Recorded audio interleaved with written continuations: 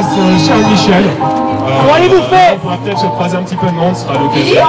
Vous questionner sur notre appartenance à l'Union européenne serait majoritaire pour dire on veut en sortir.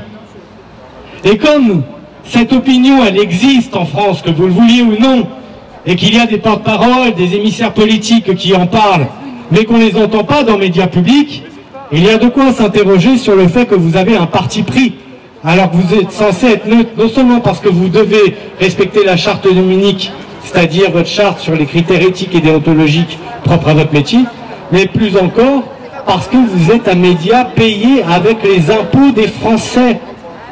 Ce sont nos impôts qui vous payent, vos bons salaires. C'est nous qui les donnons.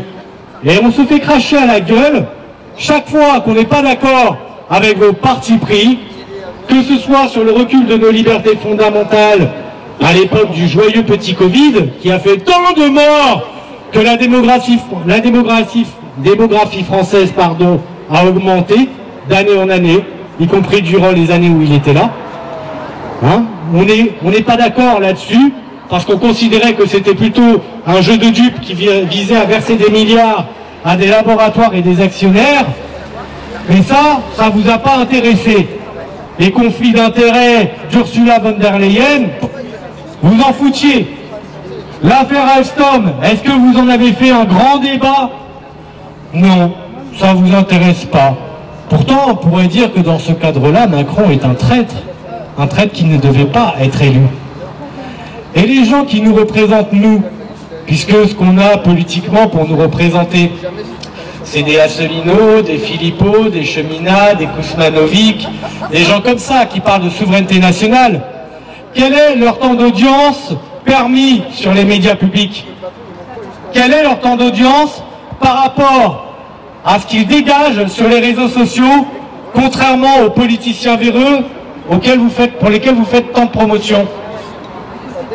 Celui qui nous parle de petits renflements bruns, là, celui qui nous a bien enculés pour dire les choses telles qu'elles sont.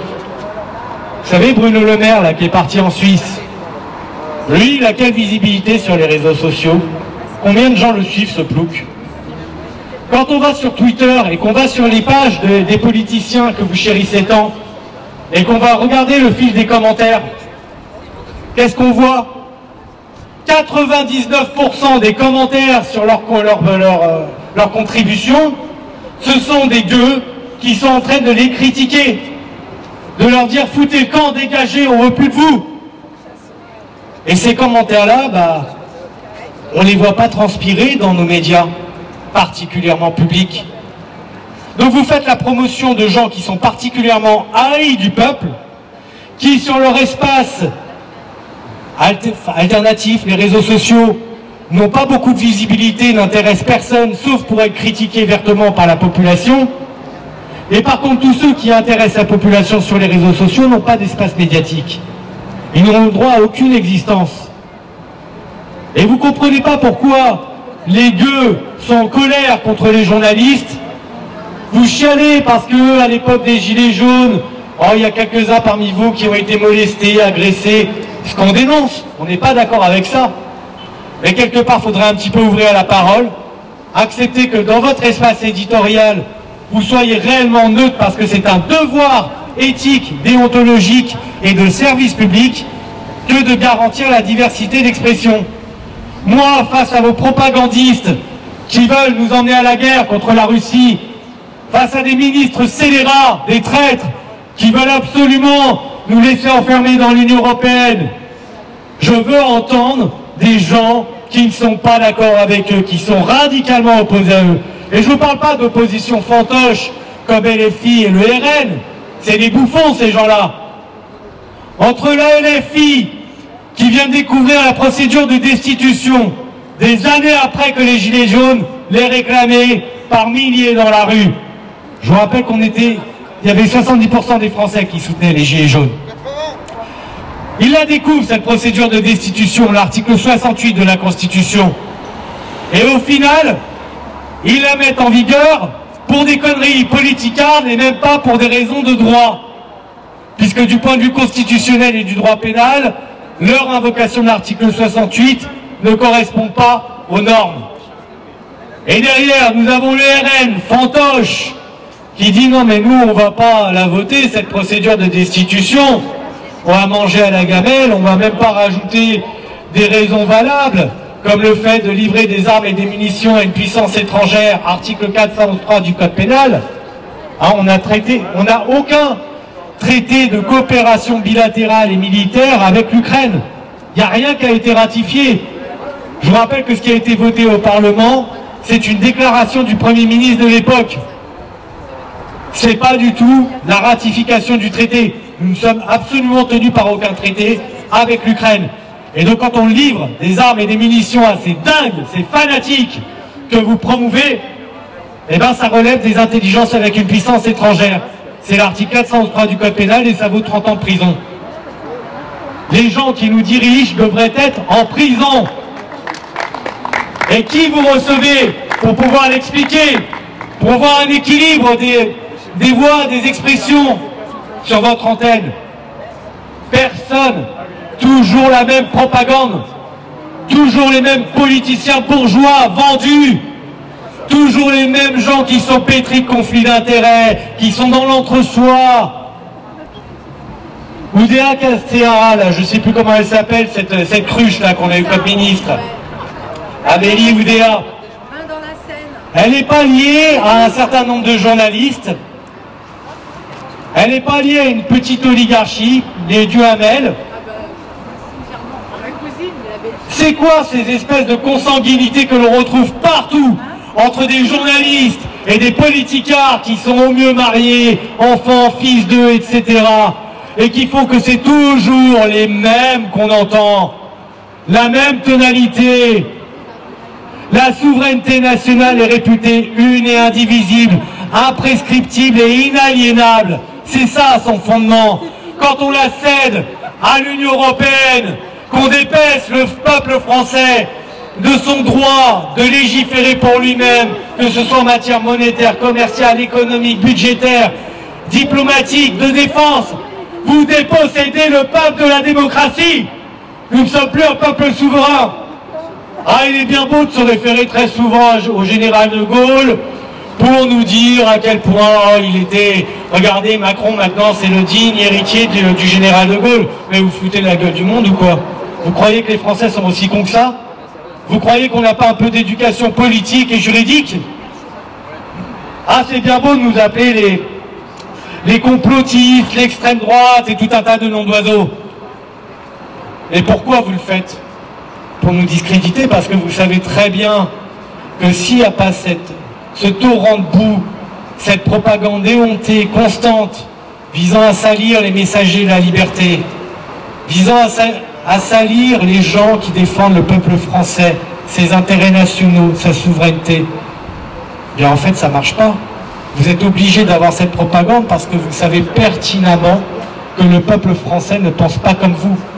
Posez-nous n'importe quelle question par référendum sur toute votre idéologie de merde.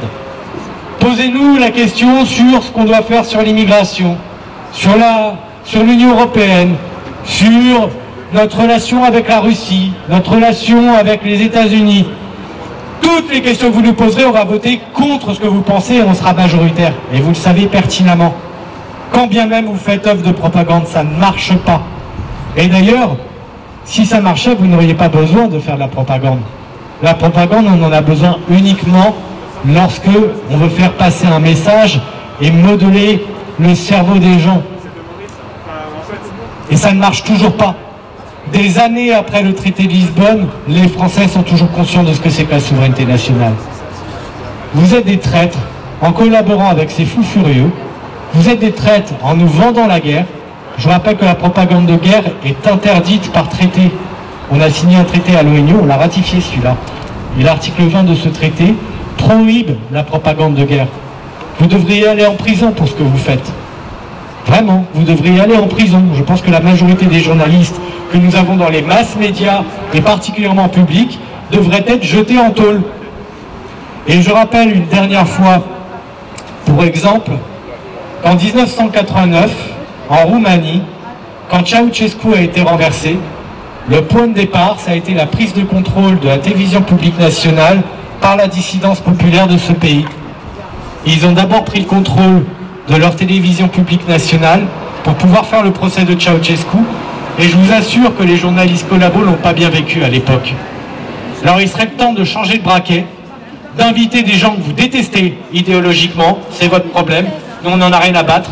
On ne vous paye pas pour que vous nous fassiez la propagande de ce que vous aimez sur le point de vue idéologique. De toute façon, vous avez que des pensées conformistes merdiques, très clairement, de petits bourgeois. Vous n'êtes pas du tout, vous êtes hors sol. Vous êtes complètement à 1000 années-lumière de ce que peuvent penser les gueux, qui sont majoritaires. Et nous, on veut de la diversité d'expression, et on veut que vous confrontiez vos politiciens chéris, vos experts chéris, vos petits salopards qui font la propagande de guerre et la propagande de l'Union européenne, à des gens qui sont radicalement opposés. Et encore une fois, pas des branquignoles de la LFI ou du Rassemblement National, ce sont des branquignoles. Les Français en sont conscients, c'est de l'opposition contrôlée. Donc, on veut ça. Et quand vous le ferez, on arrêtera de venir vous emmerder, et puisque vous ne le faites pas, on continuera de venir, et puis un jour ça va vous dépasser. Parce qu'un jour on sera des milliers, puis des millions, on prendra d'assaut ces bâtiments, on vous foutra à la porte, on fera notre révolution, on jettera la Macronie dehors et tous ces larbins de Washington et de Bruxelles, on prendra le pouvoir politique, et on jettera en prison tous ceux qui auront contribué à nous asservir à ces gens-là. Et vous aussi, vous irez en prison. Vous aussi. Donc changez de braquet rapidement. Qui est de nouveau dans les conseils d'administration, dans l'audiovisuel public et la radio publique, qui est actuellement députée des Hauts-de-Seine, Prisca Thévenot. Donc elle a été nommée au conseil d'administration de Radio France. Et il y a une autre personne qui est actuellement députée de Paris et ancien premier adjoint de la mairie de Paris. Il s'agit d'Emmanuel Grégoire. Et lui, il a été nommé au conseil d'administration de France Télévisions. Donc on a des gens qui sont des députés et qui sont en même temps au conseil d'administration de l'audiovisuel où on fabrique la propagande du gouvernement. Donc, quoi de mieux que de placer ses pions, en fait, tout simplement. Et moi, ce que je voudrais aussi alerter, c'est ceux qui travaillent à Radio France. Est-ce que vous savez déjà, Prisca Thévenot, comment est-ce qu'elle traitait ses collaborateurs? Parce qu'il y a quelque temps, c'était le 25 mai 2024, sur le site d'investigation de Mediapart, il a été mené une enquête qui dénonçait ces méthodes de management avec injures et propos humiliants. Alors moi je vais citer quelques propos qu'elle aurait tenus selon un de ses collaborateurs. D'ailleurs il faut savoir que 7 démissions ont été données à ce moment-là. Elle aurait dit donc « ferme-la, con, naïf, incompétent, ignorant, débilos » et j'en passe et des meilleurs. Voilà, c'est sa manière de traiter ses collaborateurs. Donc on se demande comment est-ce qu'elle va traiter les journalistes de Radio France. Bon, à la rigueur, on pourrait être d'accord avec ces termes, avec elle au moins. C'est peut-être un point commun qu'on peut partager. Donc, à la rigueur, je dirais que eh bien, vous avez au conseil d'administration quelqu'un qui est tout à fait compétent pour vous. Voilà, c'est ce que je voulais dire. Donc bon courage à vous, parce que ça risque de pas être très drôle, mais bon, en même temps, vous le cherchez bien. Voilà. Alors moi, ça sera très rapide, je voudrais juste rétablir une chose, le soutien au mouvement Gilets jaunes est monté jusqu'à 80%, et non pas 70%. Voilà. Wow. C'est super là, de se retrouver tous dans cette rentrée. Il y a du gros boulot qui a été fait. Hein. Franchement, moi, j'adresse un immense bravo à toute la résistance, à tous les Gilets jaunes, à tous ceux, à Rémi, à toi Léopold, à Maurice, qui est là avec tellement de régularité. On ne fait pas du surplace du tout, mais pas du tout. On va de victoire en victoire. Et comme tout ce qui est positif aussi est exponentiel, eh bien, on avance sur cette exponentielle. Ça va de mieux en mieux. On ne gagne pas tout. On ne gagne jamais une guerre. Hein, en une bataille, il en faut des dizaines. Hein, mais quand on a une bonne série, eh bien, derrière, il suffit de continuer. Voilà, on va constamment en se consolidant tout va bien, tout va bien. On a gagné le plus important, on a fait le plus difficile au cours de ces 5 dernières années. Donc bravo, bravo. Et cette manif des médias de tous les samedis, bravo infiniment à Vigimédia, à Pascal, à vous tous, qui êtes aussi réguliers et qui passez un message aussi clair et toujours plus affiné, toujours plus solide. Il faut continuer. Alors, encore une fois, ça s'appelle les murs de Jéricho. À un moment donné, ils s'écroulent. Voilà. Et donc, on a fait d'énormes progrès, puisque moi j'avais prévu, je le disais, on va destituer Macron. Macron est destitué. C'est déjà ça. Aujourd'hui, ça y est, il est sorti. Il est sorti du pouvoir, il a lâché complètement le gouvernail. Il l'a passé à quelqu'un qui est quand même plus content que lui, compétent que lui, parce que lui c'était un gros nul, comme Attal, et comme toute la petite bande là, c'est des gros nuls et qui ne pouvaient emmener la France que à l'abîme, vers l'abîme. La première obligation pour pouvoir faire quelque chose, c'est quand même de gagner des sous. Si vous crevez de faim, si vous passez tout votre temps à aller chercher de l'argent à gauche, à droite, et à aller mendier des crédits, votre pouvoir il est faible. D'abord, il faut gagner des sous. La France, elle peut gagner très facilement des sous, à condition de ne pas les envoyer tous à BlackRock. Parce que BlackRock, c'est les retraités américains, et parce que, comme tout le monde en est d'accord aujourd'hui, l'Amérique est en train de plonger en faillite, est en faillite, et en train de plonger économiquement, puisqu'ils ne font plus rien. Il n'y a plus d'industrie aux États-Unis, donc il n'y a plus que de la production de fausses monnaies. Les fameux 4 000 milliards par an, 1 000 milliards par trimestre, donc c'est à peu près, voilà, le PIB de la France c'est 2 500 milliards, et tous les trimestres, les États-Unis produisent 1 000 milliards de fausses monnaies, donc on ne peut aller que vers l'abîme, et c'est déjà le cas. Alors vous verrez que cette semaine, le dollar est descendu à 89 centimes, 89 centimes d'euros, il a remonté jeudi et vendredi, parce que l'Iran a envoyé des missiles sur Tel Aviv, donc c'est normal. Donc il y a une crainte de conflit massif, et donc il faut acheter du pétrole. Le pétrole et le dollar, c'est pareil. Le dollar ne se maintient ou remonte un peu que s'il faut acheter du pétrole. Donc les gens ont fait un peu de réserve en cette fin de semaine, et le dollar est remonté à 91. Mais il était à 89 centimes d'euros en début de semaine. C'est-à-dire que c'est la chute totale, et il n'y a aucune solution. Donc quand on ne survit que par la planche à billets, 1 000 milliards par trimestre, je ne sais pas si vous vous rendez compte, c'est gigantesque. La dette de la France, c'est 3 000 milliards, et bien eux, ils fabriquent pour 4 000 milliards par an de fausses monnaies. Et on peut aller quelque part avec ça, on ne peut aller qu'à la faillite. Et donc, comme les BRICS avancent bien leur calendrier, que la monnaie des BRICS se développe. Alors bonjour, il faut que j'arrête. Elle est bonne celle-là. À chaque fois il faut qu'il Philippe, il faut que tu m'arrêtes. Voilà. Bon, maintenant si vous voulez que je m'arrête, je m'arrête. Sinon, donc on est très bien parti. Moi je vous le dis carrément, je soutiens le gouvernement Barnier. Barnier a 50 ans de métier, seulement un gaulliste social. Il a géré la Savoie correctement pendant des années. Il a beaucoup d'expérience. Il n'en a rien à foutre, il n'a rien gagné. Il a juste à gagner de sortir la France de sa merde. C'est tout. Voilà. Et lui, c'est pas un saligo, c'est pas un vendu, c'est pas un petit Attal, c'est pas... Voilà. Maintenant, maintenant si on fait le jeu. Oh, que c'est diabolique.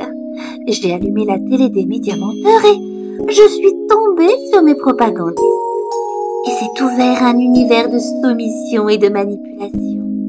C'est l'univers de la télévision. J'ai recruté des bobos fanatiques pour mieux vous faire la nique. Les lèches votons, mes amis, mais faut les payer aussi. Ils spotent vos écrans de télé pour mieux vous manipuler. Laissez-moi vous présenter mes soubrettes préférées. Moi je suis Rudy le sophiste, me prends pour un journaliste. Je vois partout des complotistes et mes maîtres sont mondialistes. Je vois partout des complotistes et mes maîtres sont mondialistes. Les lèches votons, mes amis, et faut les payer aussi. Comme nous, ils sont infâmes, tant de mensonges ils déclament. Ils spotent vos écrans de télé pour mieux vous manipuler. Moi je m'appelle le Pimpin, le mensonge c'est mon gagne-pain. Calomnier me va si bien, je fais ça tous les matins. Calomnier me va si bien, je fais ça tous les matins. Les lèches votons, mes amis, et faut les payer aussi. Comme nous, ils sont infâmes, tant de mensonges ils déclament. Ils spotent vos écrans de télé pour mieux vous manipuler. Je suis la momie, je suis logique en théorie. Je soutiens l'oligarchie en propageant leurs conneries. Je soutiens l'oligarchie en propageant leurs conneries. Les lèches votons, mes amis, mais faut les payer aussi. Comme nous, ils sont infâmes, tant de mensonges ils déclament. Les lèches votons, mes amis, mais faut les payer aussi. Avec notre propagande, les moutons en redemandent.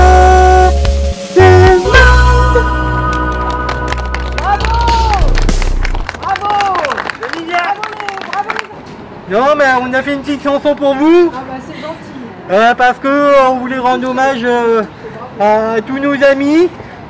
Parce qu'on est une grande confédération de copains. On se partage les médias, le pouvoir. On a besoin d'argent. Donc le fonds Marianne, moi, ça m'a pas donné assez. Parce que j'ai besoin de sous. Alors je fais des procès à des gens. J'ai réclamé à mon patron Rothschild un petit peu plus. Mais c'est pas suffisant. Alors peut-être que Ruth elle peut aider un peu avec la commission. Je sais pas. Ruth, tu pourrais nous aider? Moi je veux juste que les non-vaccinés soient à plus de 10 mètres de moi. Ouais, ben j'ai... Attends, j'ai un bouton qui est éclaté. Je sais pas, est-ce que les gueux veulent bien nous donner de l'argent directement? Non. Non. Vous êtes vilain. Ras-le-bol. Donne les SMS sur celui-là. Tu vois, on est obligé de les forcer. Ah, c'est un plaisir de vous accueillir ce soir pour un nouveau jeu de vos sous-sous dans ma popoche. Alors, nous allons avoir aujourd'hui un invité vraiment merveilleux, un candidat qui va venir tourner cette roue de vos sous-sous dans ma popoche. Néanmoins, avant de présenter le candidat, nous allons quand même vous parler du concept. Donc, vos sous-sous dans ma popoche, c'est un jeu télévisé dans lequel des personnes exceptionnelles vont tourner une roue. Et en tournant la roue, Les milliards! en tournant la roue, s'il vous plaît, il va y avoir en fait un certain nombre d'éléments sur lesquels on pourra tomber. Et notre candidat va gagner une somme d'argent qui sera déterminée par sur laquelle il va tomber. Voilà, donc c'est la carotte qui va indiquer, bien évidemment, le montant gagné par notre candidat extraordinaire. Alors, on va faire une petite présentation de ce candidat. On vous accueille sur le plateau. Alors, venez, Bien sûr. monsieur, venez. Bienvenue, monsieur Alors, Rudy. applaudissez, Regardez le prix, applaudissez-le. Voilà, donc, notre cher Rudy, qui est un... Rudy Reichstadt, qui est donc notre candidat d'aujourd'hui, qui va tourner la roue. Et on peut le remercier pour son travail de réinformation de la population. Bande de complotistes! Voilà. Doucement, monsieur, monsieur Rudy. Donc, on va vous laisser tourner cette roue. Des milliards! Alors, on vous laisse vous mettre de ce côté. Et attention, on va demander bien évidemment au public d'acclamer, applaudir notre cher Rudy pour lui donner le courage. Allez, on l'encourage.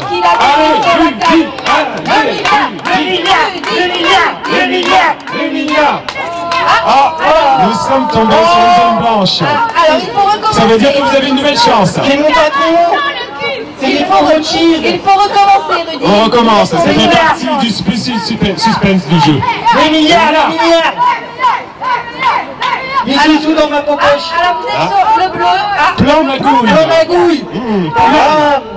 1 million d'euros, mais c'est une somme faramineuse. 1 million d'euros pour Rudy. C'est pas assez. 1 million d'euros de vos sous-sous dans sa poche. J'ai déjà demandé ça au fonds Marianne, ils m'ont pas donné autant. Mais je voudrais le milliard, il manque des zéros. Parce que Rothschild, il ne paye pas assez. Marlène Schiappa, elle me paye pas assez. Enfin, elle est plus là. Mais justement, monsieur Rudy, là, nous avons un plan magouille. Nous allons puiser dans les caisses de l'État pour vous. C'est 1 million d'euros, c'est énorme. C'est une somme faramineuse. Il fait déjà ça, il m'achète très cher des podcasts à la con que personne n'écoute. Je vous propose, chère Marlène, que nous fassions retirer une deuxième fois notre cher Rudy, parce que c'est vraiment un candidat très sympathique. Le milliard. Alors, la carotte, c'est dans le fond Rothschild, la carotte. Dans le fond Rothschild. Fonds Rothschild, 50 millions d'euros, c'est une somme extraordinaire. Bah, c'est presque autant qu'ils ont donné à mon blog.